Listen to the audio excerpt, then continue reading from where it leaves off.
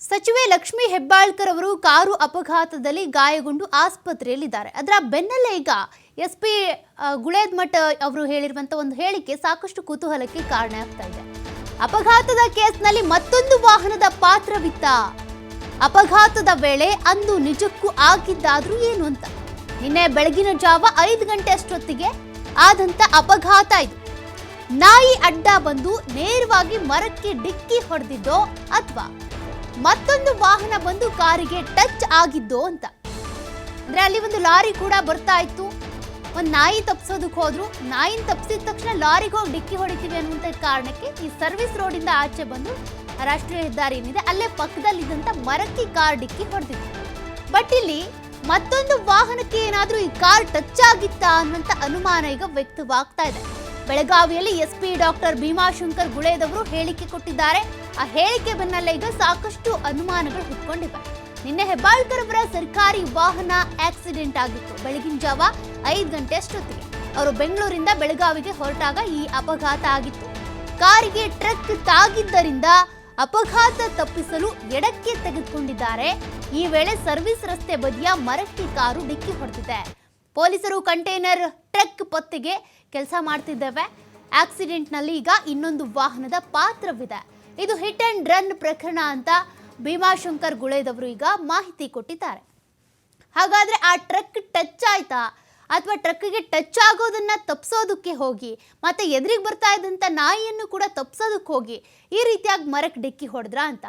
ನಿಜಕ್ಕೂ ಕೂಡ ಆ ಇನ್ನೊಂದು ಟ್ರಕ್ ಏನಿತ್ತಲ್ಲ ಆ ಟ್ರಕ್ ಈ ರೀತಿ ಟಚ್ ಆಗಿದ್ದಕ್ಕೆ ಅಪಘಾತ ಆಯ್ತಾ ಅನ್ನುವಂಥ ಅನುಮಾನ ಇದೆ. ಇನ್ನು ಆ ಟ್ರಕ್ ಯಾವುದು ಅದನ್ನು ಪತ್ತೆ ಹಚ್ಚೋದಕ್ಕೆ ಅಂತ ಈಗ ಪೊಲೀಸರು ತನಿಖೆಯನ್ನು ಶುರು ಮಾಡಿದ್ದಾರೆ. ನಿನ್ನೆ ಬೆಳಗಿನ ಜಾವ ಲಕ್ಷ್ಮಿ ಹೆಬ್ಬಾಳ್ಕರ್ ಮತ್ತೆ ಅವರ ಸಹೋದರ ಚನ್ನರಾಜ ಹಟ್ಟಿವಳಿ ಹಾಗೂ ಡ್ರೈವರ್ ಗನ್ಮ್ಯಾನ್ 4 ಜನರು ಕೂಡ ಬೆಂಗಳೂರಿನಿಂದ ಬೆಳಗಾವಿಗೆ ಕಾರ್ನಲ್ಲಿ ತೆರಳುತ್ತಾ ಇದ್ರು. ಅದೇ ಸಂದರ್ಭದಲ್ಲಿ ಬೆಳಗಿನ ಜಾವ 5 ಗಂಟೆ ಅಷ್ಟೊತ್ತಿಗೆ ನಾಯಿ ಅಡ್ಡ ಬಂದು ಈ ಮರಕ್ಕೆ ಡಿಕ್ಕಿ ಹೊಡೆದ್ಬಿಟ್ವಿ ಅಂತ ಹೇಳ್ತಾ ಇದ್ರು. ಬಟ್ ಆ ಸಂದರ್ಭದಲ್ಲಿ ಟ್ರಕ್ ಕೂಡ ಬಂದಿತ್ತಂತೆ. ಅಂದರೆ ಈ ಕಡೆ ತಿರುಗಿಸಿದ್ರೆ ಟ್ರಕ್ಗೆ ಡಿಕ್ಕಿ ಹೊಡಿತೀವಿ, ಮುಂದೆ ಹೋದರೆ ನಾಯಿಗೆ ಡಿಕ್ಕಿ ಹೊಡಿತೀವಿ. ಅದ್ರ ಬದಲಿಗೆ ಅದೆರಡನ್ನೂ ಕೂಡ ತಪ್ಪಿಸೋದಕ್ಕೆ ಹೋಗಿ ಮರಕ್ಕೆ ಡಿಕ್ಕಿ ಹೊಡೆದಿದ್ದಾರೆ. ಕಾರು ಪೂರ್ತಿ ಜಖಂಗೊಂಡಿದೆ. ಲಕ್ಷ್ಮಿ ಹೆಬ್ಬಾಳ್ಕರ್ ಅವರ ಬೆನ್ನು ಮೂಳೆ ಮುರಿತ ಆಗಿದೆ. ಹೀಗಾಗಿ ಲಕ್ಷ್ಮಿ ಹೆಬ್ಬಾಳ್ಕರ್ ಅವರೀಗ ಟ್ರೀಟ್ಮೆಂಟ್ ತೆಗೆದುಕೊಳ್ತಾ ಇದ್ದಾರೆ. ಅದಾದ ಬಳಿಕ 1 ತಿಂಗಳು ರೆಸ್ಟಲ್ಲಿ ಇರಬೇಕಂತೆ. ಬಟ್ ಇಷ್ಟೆಲ್ಲ ಅಪಘಾತ ಆಗೋದಕ್ಕೆ ಆ ಮತ್ತೊಂದು ಟ್ರಕ್ ಏನಿದೆ ಅದು ಕಾರಣನ? ಅದೇನಾದರೂ ಟಚ್ ಮಾಡ್ಕೊಂಡು ಹೋಗಿ ಇವರ ಕಾರು ಈ ರೀತಿಯಾಗಿ ರಸ್ತೆ ಪಕ್ಕದಲ್ಲಿದ್ದಂಥ ಮರಕ್ಕೆ ಹೋಗಿ ಡಿಕ್ಕಿ ಹೊಡಿತಾ? ಅದು ಈಗ ಅನುಮಾನವನ್ನು ಹುಟ್ಟಾಕ್ತಾ ಇದೆ. ಇದಕ್ಕೆ ಸಂಬಂಧಪಟ್ಟಂತೆ ತನಿಖೆ ನಡೆಸ್ತಾ ಇದ್ದಾರೆ ಪೊಲೀಸರು. ಸದ್ಯಕ್ಕೀಗ ಎಸ್ಪಿ ಭೀಮಾಶಂಕರ್ ಗುಳೇದವರು ಕೊಟ್ಟಿರುವಂಥ ಹೇಳಿಕೆ ಇದು. ಅಂದರೆ ಅಲ್ಲಿ ಏನು ಅಪಘಾತ ಆಯ್ತಲ್ಲ ಆ ಜಾಗದಲ್ಲಿ ಒಂದಷ್ಟು ಪರಿಶೀಲನೆ ಮಾಡಿದ್ದಾರೆ. ಆ ಟ್ರಕ್ ಡಿಕ್ಕಿ ಟಚ್ ಆಯಿತು ಅನ್ನುವಂಥ ಮಾಹಿತಿ ಕೂಡ ಸಿಕ್ಕಿದೆ. ಬಟ್ ಆ ಟ್ರಕ್ ಟಚ್ ಆಗಿದ್ರಿಂದಾನೇ ಇವ್ರ ಕಾರ್ ಈ ರೀತಿಯಾಗಿ ಹೊರಳ್ತಾ ಆ ಕಡೆ ಹೋಯ್ತಾ ಅದೆಲ್ಲ ಗೊತ್ತಾಗಬೇಕಲ್ಲ. ಟ್ರಕ್ ಮಾಲೀಕರು ಯಾರು, ಟ್ರಕ್ ಆ ಟೈಮ್ನಲ್ಲಿ ಯಾರು ಚಲಾಯಿಸ್ತಾ ಇದ್ರು, ಎಲ್ಲಿ ಟ್ರಕ್ ಅದು ಎಲ್ಲಿಗೆ ಹೋಯಿತು ಅದೆಲ್ಲ ಗೊತ್ತಾಗಬೇಕಿದೆ. ಅದಕ್ಕೆ ಸಂಬಂಧಪಟ್ಟಂತೆ ಟ್ರಕ್ ಪತ್ತೆಗೋಸ್ಕರ ಈಗ ಪೊಲೀಸರು ತನಿಖೆಯನ್ನು ಚುರುಕುಗೊಳಿಸಿದ್ದಾರೆ. ನೋಡೋಣ ಲಕ್ಷ್ಮಿ ಹೆಬ್ಬಾಳ್ಕರ್ ಅವರ ಈ ಕಾರು ಅಪಘಾತಕ್ಕೆ ಸಂಬಂಧಪಟ್ಟಂತೆ ಟ್ರಕ್ ಪಾತ್ರ ಇದೆಯಾ ಅಂತ. ಅಂಬಡಗಟ್ಟಿ ಕ್ರಾಸ್ ಹತ್ರ ಬರ್ತಿರ್ಬೇಕಾದ್ರೆ ಒಂದು ಕಂಟೈನರ್ ಟ್ರಕ್ಕು ಬಲಗಡೆಯಿಂದ ಎಡಗಡೆಗೆ ಬಂತು. ಆ ಬಂದಂಥ ಸಂದರ್ಭದಲ್ಲಿ ಕಂಟೈನರ್ ಇವರ ಇನ್ನೋವಾ ಹೈಕ್ರಾಸ್ ಗಾಡಿಗೆ ಬಲಗಡೆಗೆ ಟಚ್ ಮಾಡಿ ಅದರಿಂದ ಇನ್ನೂ ಆಗುವಂಥ ಅನಾಹುತನ ತಪ್ಪಿಸ್ಲಿಕ್ಕೆ ಇವರು ಡ್ರೈವರ್ ಎಡಗಡೆ ಅದನ್ನು ಚಲಿಸಲಾಗಿ ಅದು ಚಾಲಕನ ನಿಯಂತ್ರಣ ತಪ್ಪಿ ಕೆಳಗಡೆ ಬಿದ್ದು ಸರ್ವಿಸ್ ರೋಡ್ಗೆ ಎಂಟರ್ ಆಗಿ ಅಲ್ಲಿ ಇರ್ತಕ್ಕಂಥ ಒಂದು ಮರಕ್ಕೆ ಗುದ್ದಿ ಅಪಘಾತವಾಯಿತು ಅನ್ನೋಂಥದ್ದು ನಮಗೆ ಕಂಪ್ಲೇಂಟ್ ಕೊಟ್ಟಂಥ ಅಂಶ ಮತ್ತು ನಮಗೆ ಅಲ್ಲಿ ಕಂಡುಬಂದಂಥ ಅಂಶ.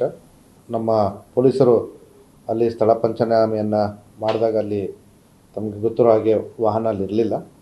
ಅಲ್ಲಿಂದ ಆಲ್ರೆಡಿ ಮುಂದೆ ಅಲ್ಲೇ ಹತ್ತಿರದಲ್ಲಿರ್ತಕ್ಕಂಥ ಟೊಯೋಟಾ ಶೋರೂಮ್ಗೆ ಅದನ್ನು ಸಾಗಿಸಲಾಗಿತ್ತು. ಅಲ್ಲಿ ವಾಹನದ ಪಂಚನಾಮೆಯನ್ನು ಮಾಡಿದ್ದಾರೆ.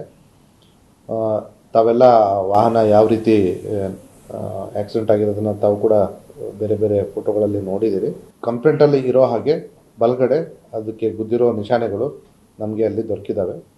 ಈಗಾಗಲೇ ನಮ್ಮ ಪೊಲೀಸ್ ತಂಡದವರು ಈ ಆಕ್ಸಿಡೆಂಟ್ಗೆ ಒಳಗಾಗಿರ್ತಕ್ಕಂಥ ಇನ್ನೊಂದು ವಾಹನ ಕ್ಯಾಂಟರ್ನ ತಲಾಶಲ್ಲಿ ತೊಡಗಿದ್ದಾರೆ. ಶೀಘ್ರದಲ್ಲೇ ಅದನ್ನು ಪತ್ತೆ ಮಾಡ್ತೀವಿ ಅಂತ ಹೇಳಿ ನಮಗೆ ವಿಶ್ವಾಸ ಇದೆ. ಅಲ್ಲ, ನಾಯಿ ಅಡ್ಡ ಬಂದಿದ್ದಕ್ಕೆ ಕ್ಯಾಂಟರ್ ಎಡಗಡೆ ಬಂತು ಅನ್ನೋಂಥದ್ದು ಹೇಳಿ. ಪೊಲೀಸ್ ಬೆಂಗಾವಲು ವಾಹನ ಇರಲಿಲ್ಲ. ಮೊನ್ನೆ ರಾತ್ರಿ ಅವರು ತಡರಾತ್ರಿ ಅಲ್ಲಿಂದ ಹೊರಟಿದ್ದಕ್ಕೆ ಬೆಂಗಾವಲು ವಾಹನ ಎಸ್ಕಾರ್ಟು ಅವರಿಗೆ ಹೇಳಿರಲಿಲ್ಲ ಅನ್ನೋಂಥದ್ದು ನಮಗೆ ತನಿಖೆಯಿಂದ ಗೊತ್ತು. ಇವರು ಬೆಳಗ್ಗೆ ಸುಮಾರು 5 ಗಂಟೆ ಸುಮಾರಿಗೆ ಅಂಬಡಗಟ್ಟಿ